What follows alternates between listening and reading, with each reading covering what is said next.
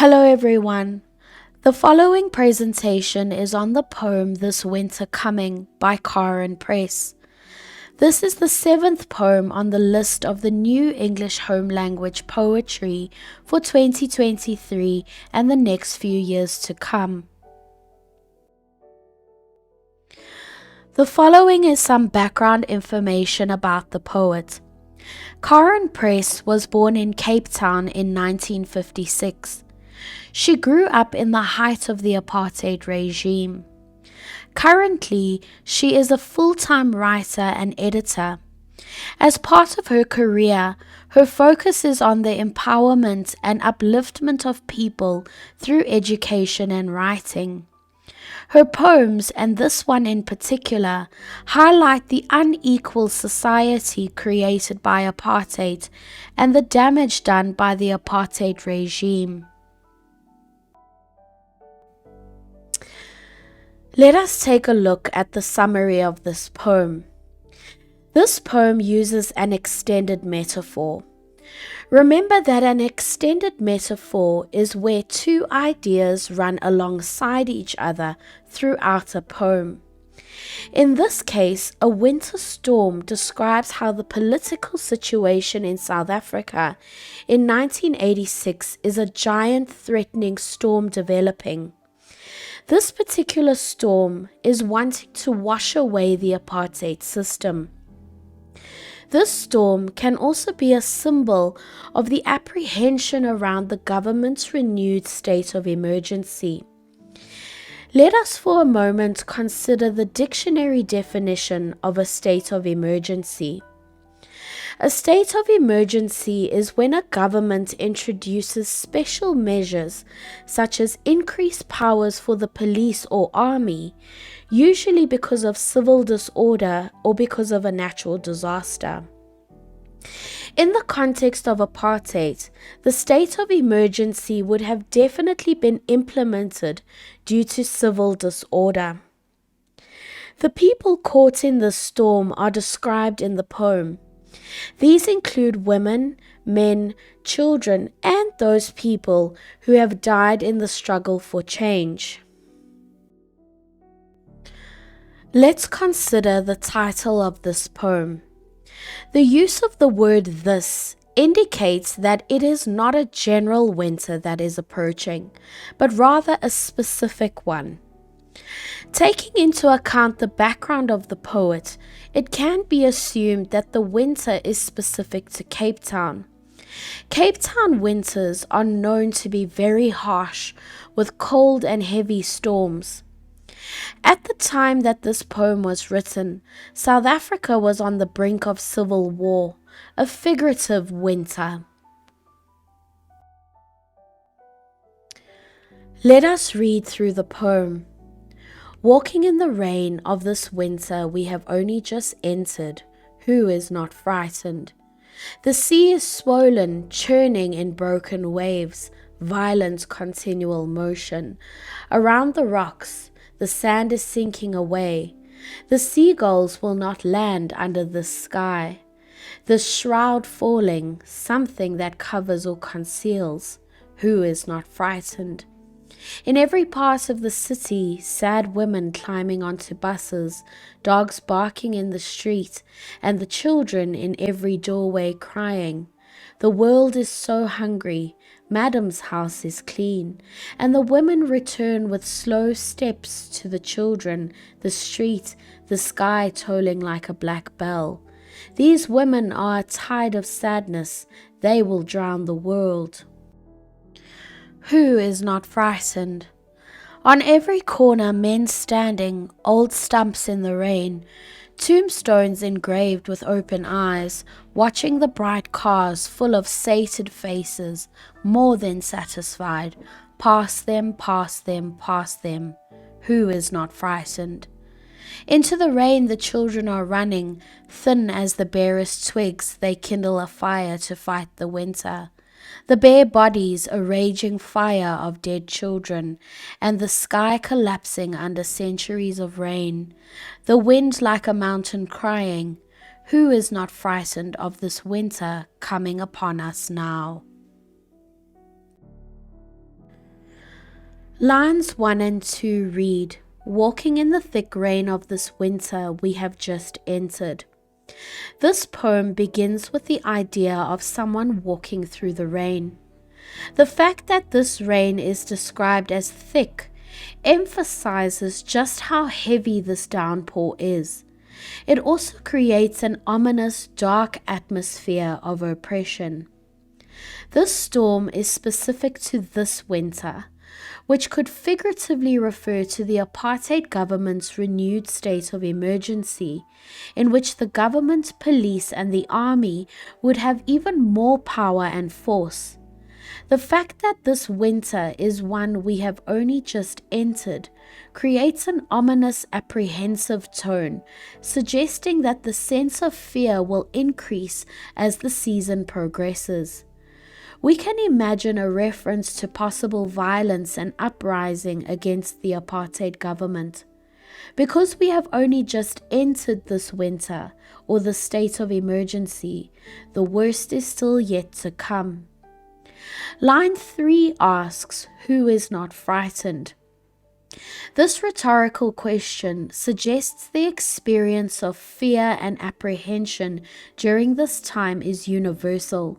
It is felt by all South Africans because violence in response to the apartheid government is very likely at this stage. Lines 4 and 5 form the first half of the second stanza of this poem. At face value, these lines could simply be read as an observation of nature, but the imagery and the diction suggest an atmosphere of aggression and destructiveness. Note the diction, or the poet's choice of words, in describing the sea. She uses the words swollen, churning, and broken to describe a very turbulent ocean. This is a metaphor comparing a violent sea to the looming unrest and violence that will possibly occur in South Africa in response to the apartheid government. The idea that this will be a violent, continual motion suggests that once the resistance begins, it will continue its course. Remember that the storm is likened to all those who will fight against the apartheid regime. Literally, a storm will result in rough seas. The rough seas symbolize a violent South Africa. Line 5 reads, "Around the rocks the sand is sinking away." At the moment, the rocks, which may be likened to South Africa, are being held up by the sand. However, the sand is sinking away because the rough waters are eroding the sand, and thus the rocks will no longer be held up. This means that when the violence and unrest begin as a fight against the apartheid regime, South Africa is going to lose its stability as a country. Because of this, there is reason for South Africans to be afraid. Line 6 states, "The seagulls will not land." Even the seagulls, that are strong sea birds, can sense the impending danger, violence, and instability of the world caused by the storm. This image adds to the sinister, ominous mood of the poem. The seagulls won't land under this sky. What is under this sky is symbolic of the present conditions in South Africa. The sky is described as this shroud falling. A shroud is a cloth used to cover dead bodies in preparation for a funeral. In this metaphor, the sky is compared to a shroud used to wrap dead bodies. The dark sky caused by the storm is going to cover, conceal, or fall over South Africa. In other words, this rain, or the resistance to the apartheid regime that is soon going to follow, paired with the cold from the winter, or the government state of emergency, is possibly going to be fatal. We have anaphora in line 8. The rhetorical question is repeated. The repetition of "who is not frightened" heightens the tense mood of the poem. In the third stanza of this poem, the speaker moves from an observation of nature to an analysis of the social structures and inequalities of the city. Lines 9 to 11 read, "In every part of the city, sad women climbing onto buses, dogs barking in the street, and the children in every doorway crying." What we can picture in our minds here are the domestic workers traveling to the white suburbs to clean white people's homes. These women are described as sad as they leave their homes with dogs barking in the streets, unsheltered from the impending storm. These women also have to leave their children who are crying in the doorways of their homes so that these women can make a living.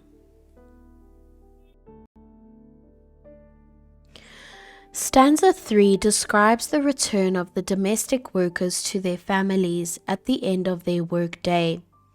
This stanza emphasizes the inequality and the segregation that was created by the apartheid government. In line 12, the world is described as so hungry. Here we have an example of hyperbole. Literally, the starvation and state of poverty the oppressed people are in are emphasized. Figuratively, we could say that the emphasis is how the oppressed are starved of their human rights. Line 12 continues to say that Madam's house is clean. Particularly in South Africa, we know that the term Madam was a term of superiority used to address white women during the apartheid era. It is ironic here that the madam's house is clean and the children have been tended to, but the domestic workers' children were left crying in the doorways of their homes. These women are described as returning home to the children with slow steps, suggesting they are exhausted and defeated. Upon their return, the sky is tolling like a black bell. We have a simile here. The sky is compared to a black bell. Not only is the sky also dark in color, but it is tolling or ringing like a bell that is rung at funerals, announcing a death. This creates a foreboding or ominous mood. The sky is dark because of the storm. Remember that the storm represents the potential uprising against the apartheid government. We can ask ourselves, does this mean that South Africa will face mass death and destruction? Amidst a storm and a potential uprising against the apartheid government's impending state of emergency, these women are described in line 15 as a tide of sadness. In this line, we have a metaphor. The extent of the women's sadness is so great it is compared to a sea. Their sadness is so vast they will drown the world. The women's sadness is a high tide coming in. This line continues the metaphor from lines 4 and 5, in which a sea that is swollen and dangerous is described. In these lines here, the danger of the storm or the uprising does not come from a place of anger, but rather from a place of deep sadness in these women. Even though these women seem to be helpless in making change to their situation, the words suggest otherwise. Their despair is so overwhelming it will drown, in other words, cause death and destruction to many. The anaphora, or the rhetorical question, appears again, emphasizing that everyone, all South Africans, should feel apprehensive. Stanza 4 continues to highlight the social divide, in which the lives of the privileged few are contrasted with the hunger and poverty of the masses. The men are now described as standing on every corner. Perhaps in our imagination we can picture men who are unemployed and are standing at street corners waiting for someone to come along and offer them work. These men are referred to as old stumps in the rain. We have a metaphor here. These men are compared to tree stumps. They were once fully thriving trees, but their power and ability to grow and thrive freely have been cut down by the apartheid system, and now they are more dead than they are alive. These men are also compared to tombstones engraved with open eyes. In this metaphor, these men are compared to cold, hard tombstones.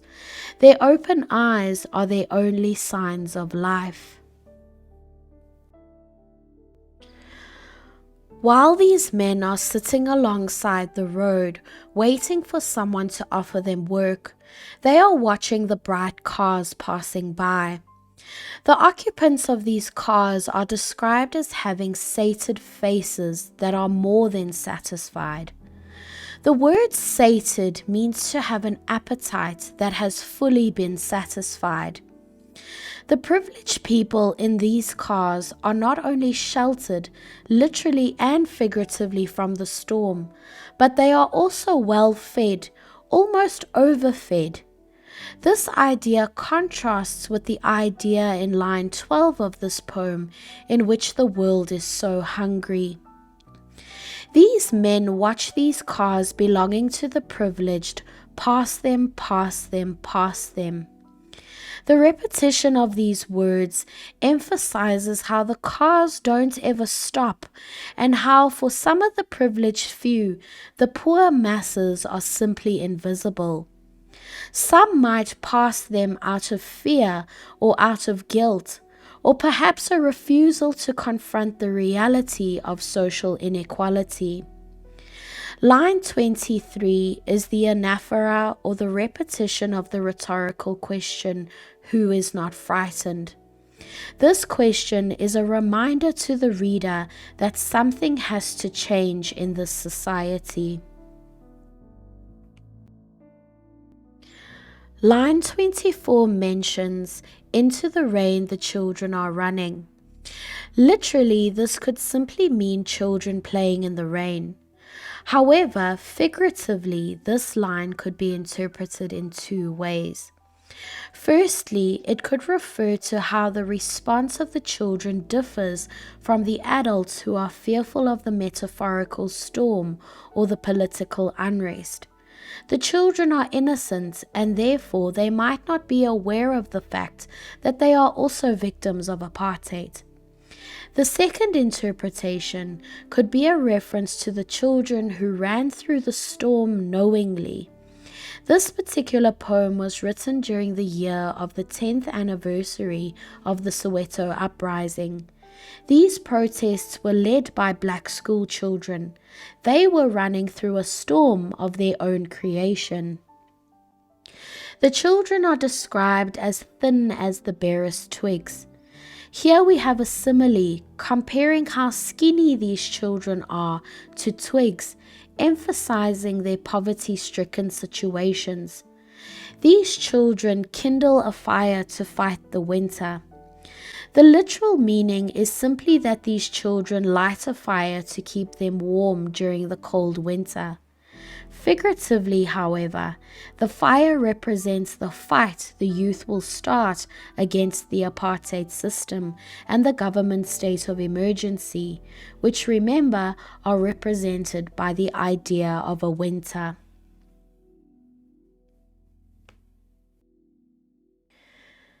The children are described as having bare bodies in line 26. Literally, this would refer to the children in poor conditions who might lack warm clothing during the winter. Line 27 states, "A raging fire of dead children." This could be perhaps another reference to the children who died in violent uprisings like the Sharpeville massacre and the Soweto uprising. The word raging suggests the passion of the children and the maliciousness of the apartheid regime. In line 28, the sky is collapsing. The dark sky can be a symbol of oppression, but it is now collapsing or falling apart. This gives a sense that the apartheid regime has to come to an end soon. The sky is collapsing under centuries of rain. This could be likened to the idea of the suffering that was endured under the apartheid regime for so long. The time for change has come. However, due to the impending state of emergency and the rising tensions of the resistance, things might get worse before they become better.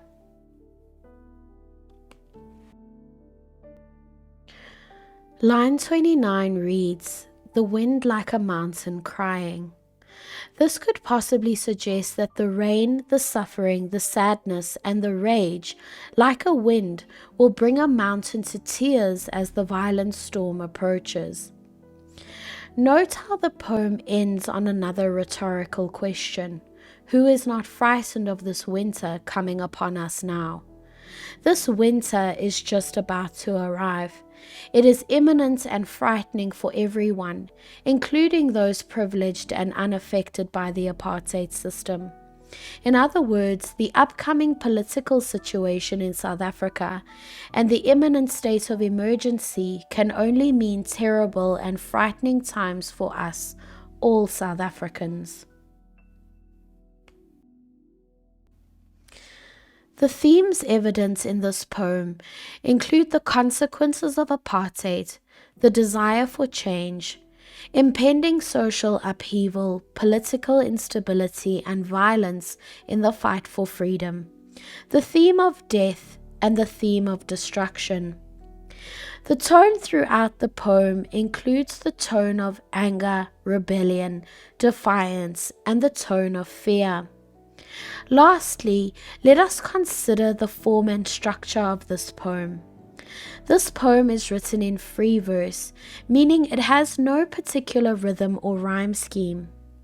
Stanza 1 is an introduction to the storm and the recurring rhetorical question. Stanza 2 describes the storm approaching across the ocean. Stanza 3 describes the women leaving their homes to go to work in the white suburbs. Stanza 4 describes the men sitting on corners hoping for work. Stanza 5, the last stanza, describes the children running in the rain and how they will kindle a fire to overcome the cold winter.